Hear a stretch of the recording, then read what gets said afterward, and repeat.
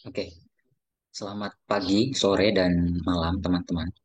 Saya Galih Herno Widianto akan membawakan pembahasan perihal corak epistemologi India. Nah, pertama-tama saya akan berikan semacam disclaimer bahwa presentasi saya ini tidak disajikan berdasarkan urutan historis, melainkan uh, saya mengambil beberapa aliran epistemologi yang berkembang di India. Jadi saya mengambil pandangan-pandangan aliran-aliran filsafat yang berkembang di India yang memang secara spesifik membahas mengenai epistemologi. Nah, kemudian sebelum saya membahas mengenai corak epistemologinya dan eh, bagaimana masing-masing aliran itu berbicara tentang epistemologi, saya akan memberikan sedikit gambaran umum mengenai filsafat India dan India itu sendiri. Jadi India ini adalah salah satu negara yang memiliki tradisi filsafat yang berkembang sudah sejak zaman kuno. Berkembang sudah sejak lama, sejak ribuan tahun yang lalu. Dan asosiasi terhadap makna pengetahuan pada zaman India kuno mengingatkan kita untuk memiliki sebuah keterampilan khusus atau sebuah pandangan hidup yang memadai. Dan sumber pengetahuan itu tidak dapat diperoleh dari pembacaan-pembacaan ketat kita pada banyak literatur dan referensi, tapi diperoleh melalui seorang cerdik pandai yang dianggap mumpuni. Nah, otoritas guru di sini menjadi sesuatu yang sangat penting. Adanya otoritas guru ini memunculkan kewajiban untuk mematuhinya dengan penyerahan diri secara total kepadanya. Dan kepatuhan yang dimaksud di sini biasa disebut sebagai susrusa. Jadi dalam filsafat India ada yang disebut sebagai susrusa. Susrusa ini menuntut kedisiplinan kita untuk patuh dan mendengar serta berusaha memahami apa yang telah masuk dalam telinga kita. Kepatuhan semacam ini biasa dimaknai sebagai ketaziman alias sikap penghormatan yang mendalam. Namun ada istilah lain untuk menyebut hal ini, yaitu sraddha. Sraddha memiliki istilah lebih spesifik yang merujuk pada keyakinan yang bersifat implisit. Nah, kemudian secara harfiah, sraddha berarti keinginan perempuan yang sedang hamil. Sraddha secara terminologis merujuk pada keadaan saat pikiran dalam keadaan tenang. Dengan adanya sraddha ini, tidak dimungkinkan adanya pemikiran yang terlepas sama sekali dari gurunya. Di samping itu, kritik seorang murid terhadap gurunya dipandang sebagai satu hal yang tidak sesuai dengan sikap ini. Kemudian, India banyak memiliki pemikiran yang bersumber dari banyak tradisi dan agama. Tapi, tradisi dan agama tersebut yang menjadi dasar timbulnya pemikiran filsafat yang berkembang di India, terus kemudian dilakukan perbaikan berabad-abad setelahnya. Filsafat Timur, terutama filsafat India, diiringi dengan melakukan praktik eh, dari sebuah pandangan hidup. Segenap pandangan hidup tersebut mewujud ke dalam bentuk-bentuk jalan hidup seperti pengasingan monastik atau kita bisa sebut itu sebagai eh, laku tapa gitu atau jalan menyendiri. Kemudian asketisme, meditasi, berdoa, ada amalan yoga dan beribadah dalam waktu yang lama setiap hari. Kualitas sebuah pandangan hidup seseorang ditentukan oleh sejauh mana orang tersebut mempraktikkan pandangan tersebut. Kemudian Hendrik Zimmer menyebutkan komentar temannya dalam bukunya mengenai hal ini. Ia meyakinkan, maksud saya, ia menyatakan bahwa temannya mengatakan bahwa pencapaian yang sebenarnya hanyalah apa yang sesuai dengan kehidupannya sendiri. Nilai tulisan seseorang tergantung pada sejauh mana kehidupan penulis bisa menjadi contoh dari ajarannya. Dan salah satu ajaran yang juga dikembangkan dalam filsafat India adalah epistemologi, alias teori pengetahuan. Dan di sini saya tidak akan menjelaskan eh, kembali mengenai apa yang dimaksud dengan sebagai epistemologi itu sendiri, melainkan saya akan coba masuk ke aliran-aliran yang saya pilih yang memang berbicara secara spesifik tentang epistemologi. Terdapat berbagai macam teori pengetahuan sebetulnya yang berkembang di India, mulai dari yang bercorak idealistik sampai yang bercorak materialistik. Namun, saya akan membatasi pembahasan saya pada beberapa teori dan filsafat India yang saya anggap dapat mewakili teori-teori pengetahuan yang berkembang di sana. Nah, kemudian filsafat India, maksud saya, mengakui berbagai fakultas pada diri manusia dan metode-metode yang memungkinkan pengetahuan manusia. Filsafat India mengakui persepsi, penyimpulan, testimoni, analogi, dan anggapan. Kemudian saya akan jelaskan bagaimana, oke, di sini saya memilih aliran Carwaka, yang mana aliran ini merupakan aliran yang bercorak materialistik. Dan Carwaka ini pandangan epistemologinya diturunkan dari pandangan metafisikanya tentang dunia. Jadi saya akan sedikit jelaskan bagaimana Carwaka berbicara soal metafisika. Jadi aliran ini berpandangan bahwa elemen-elemen fisik yang bersifat mendasar, seperti air, tanah, api, dan udara, merupakan empat elemen yang menyusun dunia atau yang mengkonstitusi dunia. Dan keempat elemen ini dipahami melalui segenap indera kita. Carwaka menolak ruang sebagai yang sering dianggap elemen tambahan yang menyusun dunia. Alasannya, ruang bukan fakta empiris, melainkan ia dapat dipahami karena ada proses penyimpulan. Nah, sementara itu, Carwaka menolak penyimpulan sebagai dasar pengetahuan manusia. Bagi aliran ini, dunia eksis adalah dunia persepsi. Dunia persepsi hanya satu-satunya dunia yang eksis. Kemudian epistemologinya ini tentu bersifat metafisis seperti yang sudah saya singgung terdahulu.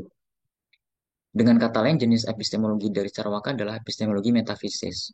Aliran ini menyatakan bahwa persepsi adalah satu-satunya sumber pengetahuan yang dapat dipercaya oleh manusia. Dengan persepsi dimaksudkan dengan indera-indera kita. Nah, Carwaka merupakan pendukung empirisme apabila dikaitkan dengan nama aliran epistemologi yang berkembang di Barat. Aliran ini menyatakan bahwa penyimpulan dan testimoni atau pengakuan seseorang yang dianggap sebagai otoritas tak dapat dipercaya dan mesti diragukan. Persepsi dibagi menjadi dua, yaitu persepsi internal dan persepsi eksternal. Persepsi eksternal adalah kelima indera kita, seperti mata, hidung, lidah, kulit, dan telinga. Sementara itu, persepsi internal berupa fakultas pada diri kita yang memungkinkan rasa sakit dan rasa senang. Menurut Carwaka, penyimpulan tidak dapat menjadi sumber pengetahuan yang valid. Misalnya, kita melihat sebuah asap di tempat yang jauh, lalu kita menyimpulkan bahwa ada api di bawahnya. Nah, bagi aliran ini, pernyataan bahwa ada api sebab ada asap dapat bernilai benar apabila premis mayornya menyatakan hubungan alamiah antara api dan asap. Nah, penyimpulan mengambil dari hal-hal yang diketahui menuju hal-hal yang tidak diketahui. Selain itu, ia menolak testimoni atau sabda atau pengakuan alias keterangan dari orang yang dianggap memiliki banyak pengetahuan. Dan proses yang terjadi pada pandangan yang mempercayai testimoni sebagai sumber pengetahuan yang valid adalah melakukan penyimpulan dari premis-premis yang bermula dari karakter seseorang menuju nilai kebenaran dari pernyataannya. Itu semua tidak dapat diterima oleh Carwaka. Nah, kemudian saya akan jelaskan mengenai nyaya. Nah, jika dikelompokkan ke dalam nama aliran epistemologi dalam filsafat barat, nyaya termasuk aliran filsafat yang memegang pandangan realisme logis. Pandangan realisme nyaya tak didasarkan pada testimoni atau sabda, tapi didasarkan pada penalaran logis dan pendirian kritis. Penalaran logis aliran ini mendasarkan dirinya pada teori pengetahuan dari aliran ini itu sendiri. Kemudian pengetahuan dipandang sebagai pengejawantahan objek. Mereka yang merujuk pada pengertian yang sama saat menyebut pengetahuan dan maksud saya mereka merujuk pada pengertian yang sama ketika mereka menyebut pengetahuan dan kognisi. Dan pengetahuan yang memanifestasikan dirinya ke dalam objek dapat dibagi menjadi dua jenis. yaitu pengetahuan presentatif dan pengetahuan representatif. Masing-masing pengetahuan ini dapat bernilai valid atau tidak valid. Istilah yang digunakan untuk menyebut pengetahuan presentatif yang bernilai valid adalah prama. Dan prama ini dibagi ke dalam beberapa sumber pengetahuan atau beberapa fakultas, yaitu persepsi, kemudian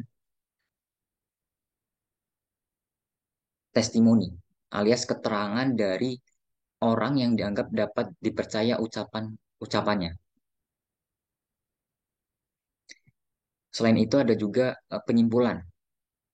Nah, sementara dengan aprama dimaksudkan dengan pengetahuan presentatif yang bernilai tidak valid.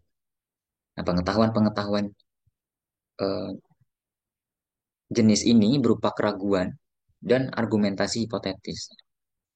Menurut aliran ini, bahkan argumentasi bukan merupakan sebuah pengetahuan presentatif yang bernilai valid. Artinya, eh, keraguan dan argumentasi-argumentasi hipotetis ini menurutnya ya bukan sebagai pengetahuan yang bisa dipercaya. Mengapa begitu? Saya akan jelaskan eh, mengenai hal itu. Nah, menurut aliran ini, argumentasi ini bukan merupakan sebuah pengetahuan presentatif yang bernilai valid. Hal ini disebabkan karena argumentasi adalah basis dari proses menyimpulkan.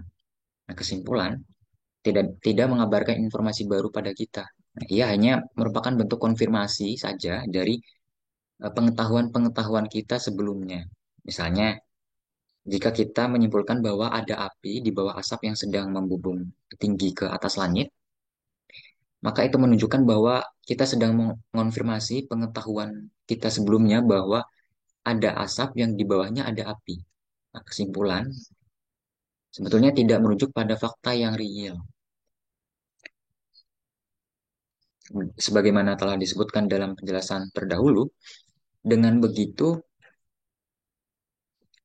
Nyaya mengakui persepsi, kemudian penyimpulan, analogi, juga testimoni sebagai sumber pengetahuan yang dapat dipercaya manusia. Nah, dari penjelasan mengenai filsafat India secara umum dan beberapa aliran pemikiran yang berkembang di sana, maka saya menemukan corak epistemologi India. Pertama, epistemologi India didasarkan pada tradisi dan agama. Ini terlihat jelas dari awal mula perkembangan filsafat India. Nah, mulanya filsafat India didominasi oleh aliran-aliran ortodoks, yaitu aliran pemikiran yang mendasarkan argumentasinya pada kitab-kitab yang dianggap suci yang berkembang di sana, seperti Upanishad dan Weda. Nah, semakin zaman bertambah, filsafat India mulai membuka sikap kritis, terhadap pemikiran yang berkembang dengan tetap tidak meninggalkan sama sekali sikap lama yang mengambil tradisi dan agama sebagai dasar pijakan pemikiran epistemologinya. Corak yang kedua adalah epistemologi India ini sangat berhubungan intim dengan metafisikanya. Entah metafisikanya mempengaruhi epistemologinya atau sebaliknya, kenyataan bahwa metafisika dan epistemologi filsafat di India menjadi bagian yang cukup penting di sini. Nah, artinya kalau kalau dalam konteks Sarwaka, maka metafisika Sarwaka itu mempengaruhi pandangan dia tentang pengetahuan. Nah, sementara dalam kasusnya Nyaya, nah ini sebaliknya terjadi, yaitu epistemologinya justru yang mempengaruhi pandangan dia tentang metafisika.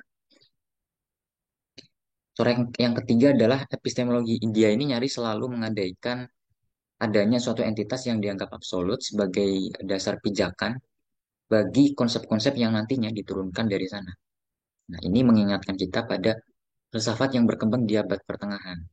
Filsafat yang berkembang di zaman itu kebanyakan bersifat deduktif dengan mengandaikan adanya semacam entitas absolut dan spiritual untuk kemudian dideduksikan menjadi sebuah konsep untuk menjelaskan berbagai macam persoalan. Nah, kiranya corak filsafat Eropa di zaman itu memiliki sebagian atau seluruh persamaan dengan corak epistemologi di India. Nah, demikian penjelasan saya mengenai corak epistemologi India. Saya mengambil dua referensi utama. Yang pertama yaitu dari Heinrich Zimmer, eh, yang dieditori oleh Joseph Campbell dan diterjemahkan dalam bahasa Indonesia oleh Agung Prihantoro. Kemudian saya mengambil referensi dari Prashant Shukla di sini, eh, yang dipublikasikan di New Delhi dengan judul Epistemologi dan Metafisika, eh, Epistemologi India dan Metafisika India, serta Epistemologi dan Metafisika Barat. Demikian presentasi dari saya dan terima kasih.